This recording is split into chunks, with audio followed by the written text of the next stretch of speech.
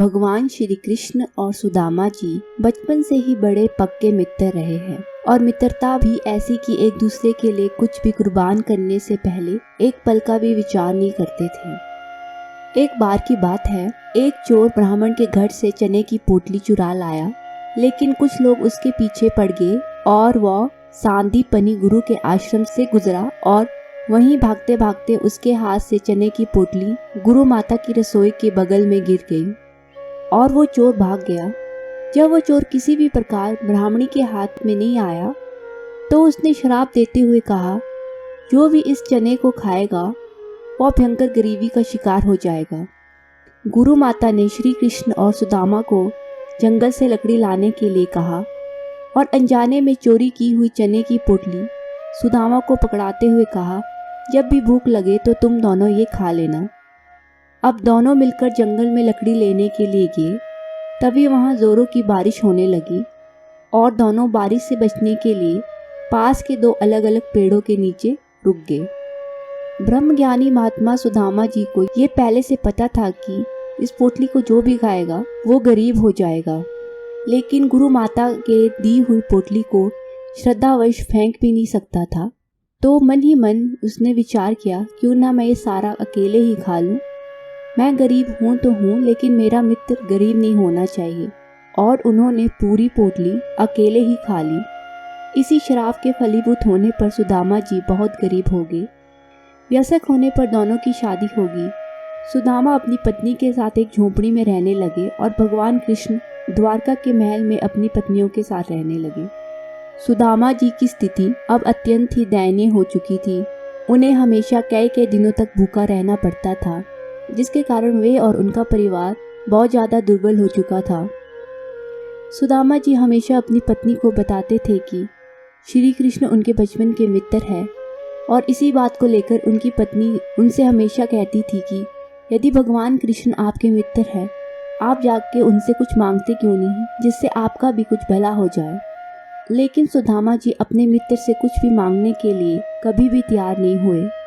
फिर एक दिन उनकी पत्नी ने कहा, चलो आप भगवान कृष्ण से कुछ नहीं मांगना चाहते तो मत मांगिए, लेकिन आप इतने वर्षों से उनसे मिले भी नहीं हो तो कृपा करके एक बार उनसे मिलने तो चले जाइए।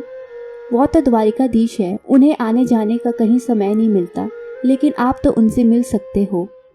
सुदामा जी अपनी पत्नी की यह बात सुनकर बहुत प्रसन्न हुए। वे कुछ मुट्ठी भर चावल लेकर द्वारिका की ओर निकल पड़े और करीब 6 महीने तक यात्रा करने के बाद वे द्वारिकापुरी पहुँचे और श्री कृष्ण के महल के बाहर खड़े होकर द्वारपाल से श्री कृष्ण को अपना संदेश देने को कहा कि उनका बचपन का मित्र आया हुआ है। सुदामा जी जैसे गरीब ब्राह्मण को देखकर उन द्वारपालों को बिल्कुल भी विश्वास नहीं हुआ कि ऐसे व्यक्ति भी भगवान कृष्ण के मित्र हो सकते हैं, लेकिन संस्कार और नम्रता बस उन्होंने उन्हें कुछ नहीं कहा और सीधा जाकर भगवान कृष्ण को संदेश दे दिया। द्वारपाल के मुख से सुदामा जी के आने की खबर सुनकर श्री कृष्ण काफी प्रसन्न हुए और पागलों की तरह दौड़ते दौड़ते सुदामा जी के पास तुरंत ही पहुंच गए और उन्हें देखते ही गले लगा लिया। इतने वर्षों बाद मिलकर दोनों मित्रों की आंखों से आंसू झलक पड़े और वे दोनों प्रसन्नता के मारे एक दूसरे से कुछ बोल भी ना पाए। उसके बाद भगवान श्री कृष्ण ने सुदामा को अपने महल में ले गया और उनके पैर धोए और स्वयं अपने हाथों से उनके सारे घाव साफ किए और सुंदर वस्त्रों को पहनाकर उन्हें विश्राम करने को कहा। सुदामा जी विश्राम के नाम पर लेट तो गए, लेकिन प्रसन्नता के मारे उनसे विश्राम भी नहीं हुआ। वे हर पल भगवान कृष्ण के साथ रहना चाहते थे। कुछ समय बाद जब भगवान कृष्ण और सुदामा एक साथ बैठे तो अपने बचपन की बातें याद करते हुए हंसते रहे। भगवान कृष्ण ने सभी रिश्तेदारों को सुदामा जी से मिलाया। इसके बाद सुदामा जी विश्राम करने को चले गए। सुदामा जी को ऐसा आनंद कभी भी नहीं आया था। उन्हें ऐसा लग रहा था कि जैसे वे धरती पर नहीं स्वयं वैकुंठ लोक में निवास कर रहे हैं। बाद में फिर से जब श्री कृष्ण और सुदामा जी एक साथ बैठे तो सुदामा जी को बार बार याद आ रहा था कि उनकी पत्नी ने श्री कृष्ण के लिए कुछ मुट्ठी भर चावल दिए हुए थे, जिन्हें वो छुपा रहे थे। चावल की पोटली भगवान कृष्ण ने देख ली और उन्होंने कहा, मुझे विश्वास था कि मेरी भाभी जी ने मेरे लिए कुछ न कुछ तो अवश्य भेजा होगा। उन्होंने सुदामा को प्रोत्साहित करते हुए कहा, मेरा यह विचार है कि चावल की इतनी मात्रा केवल मुझे नहीं बल्कि पूरे संसार को संतुष्ट कर देगी। इतना कहते ही उन्होंने झट से पोटली सुदामा के हाथों से छीन ली और चावलों को तुरंत अपने मुंह में डाल दिया। ऐसा करते ही श्री कृष्ण ने संपूर्ण संसार के ऐश्वर्य आदि सुदामा जी के घर में स्थापित कर दिए। भगवान कृष्ण को इस तरह चावल खाते देख सभी देवता घबरा गए। यदि भगवान कृष्ण ने ये पूरा चावल खा लिया, यह पृथ्वी तो जाएगी ही, साथ में वे अपना वैकुंठ भी सुदामा को अर्पण कर देंगे। सबको इसमें से बचाने के लिए भाग्य लक्ष्मी माता रुक्मिणी ने झट से भगवान कृष्ण के हाथों से चावल की पोटली छीन ली और स्वयं खा गए। देवी रुक्मिणी के ऐसा करते ही समस्त दुर्लभ ऐश्वर्य सुदामा जी को स्वयं ही प्राप्त हो गए।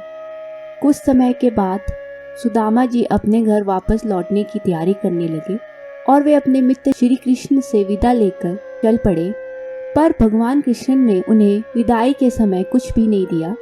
सुदामा जी को बिल्कुल भी क्रोध नहीं आया और उन्होंने सोचा, व्यक्ति के पास थोड़ा भी धन आने पर घमंड हो जाता है, इसी से बचाने के लिए भगवान कृष्ण ने मुझे कुछ भी नहीं दिया। वह बार बार यही सोच रहे थे कि उन्होंने मेरे समान गरीब ब्राह्मण को अपने गले से लगा लिया। मुझ जैसे दरिद्र पापी ब्राह्मण और भगवान के बीच क्या तुलना की जा सकती है। श्री कृष्ण मेरे प्रति इतने उदार थे कि उन्होंने मुझे उसी शैया पर बैठने का अवसर दिया जिस पर स्वयं वे विश्राम करते हैं। इस प्रकार विचार करते हुए सुदामा धीरे धीरे अपने निवास स्थान पर पहुंच गए, पर वहां पहुंचकर उन्होंने देखा कि सब कुछ बदल चुका है। उनकी कुटिया के स्थान पर भव्य महल खड़ा है जिसमें अनेकों बहुमूल्य रत्न लगे हुए हैं।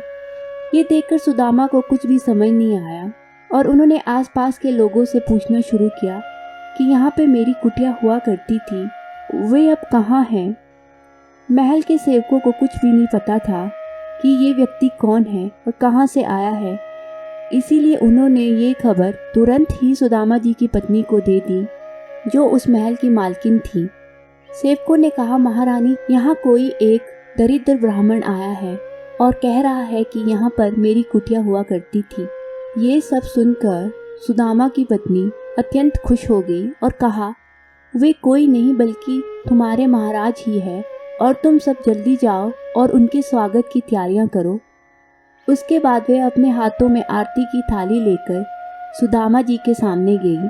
अपनी पत्नी को ऐसा देखकर सुदामा जी को विश्वास नहीं हुआ और वे समझ नहीं पा रहे थे कि ये कौन देवी है जो उनका स्वागत कर रही है। सुदामा जी को देखते ही उनकी पत्नी उनके चरणों में गिर पड़ी और अपना परिचय दिया। तब जाकर सुदामा जी को पता चला कि ये उनकी पत्नी सुशीला है। इसके बाद सुशीला जी सुदामा जी का हाथ पकड़कर महल के अंदर ले गई और उन्हें अपना निजी भवन दिखाया। किंतु उस महल को देखते ही सुदामा जी एक तरफ से अपने परिवार के लिए खुश थे कि उन्हें अब गरीबी का सामना नहीं करना पड़ेगा, लेकिन अंदर ही अंदर बहुत दुखी थे कि यदि मैं इन सब में लिप्त हो गया तो भगवान के लिए मेरे पास समय ही नहीं होगा, मैं आलसी हो जाऊंगा और लोभी हो जाऊंगा। वे सब कुछ समझ गए कि ये किसी और का नहीं बल्कि उनके मित्र श्री कृष्ण का काम है और इसीलिए उन्होंने मुझे आते हुए कुछ नहीं दिया। अब सुदामा जी की आंखों से आंसू बहने लगे और दुखी मन से महल के बाहर निकल गए और कहने लगे, हे भगवान, मैं क्या करूँगा इन सब का। मुझे तो इन भौतिक वस्तुओं और ऐश्वर्य की बिल्कुल भी चाह नहीं है। मैं तो केवल अपनी भक्ति में ही खुश हूँ। मैं इस बड़े महल में नहीं रहना चाहता। सुदामा जी की इस प्रेम भरी भक्ति को देखकर स्वयं श्री कृष्ण वहाँ प्रकट हो गए और उन्होंने कहा, प्रिय सुदामा, तुम तो मेरे सच्चे भक्त हो। तुमने अपने जीवन में बहुत गरीबी देखी है, पर अब मैं चाहता हूँ कि तुम अब और बिल्कुल दुख न सहो। मेरी इच्छा है कि आज से तुम इस महल में निवास करो और मेरा ये वरदान है कि तुम पे कभी भी मोह माया का असर नहीं होगा और मृत्यु के बाद तुम्हें परम धाम प्राप्त होगा। सुदामा जी ने भगवान कृष्ण की इच्छा और आज्ञा का सम्मान किया और उन्हें प्रणाम करके वापस महल में चले गए। ऐसी ही धार्मिक कहानियाँ सुनने के लिए चैनल को लाइक और सब्सक्राइब करें।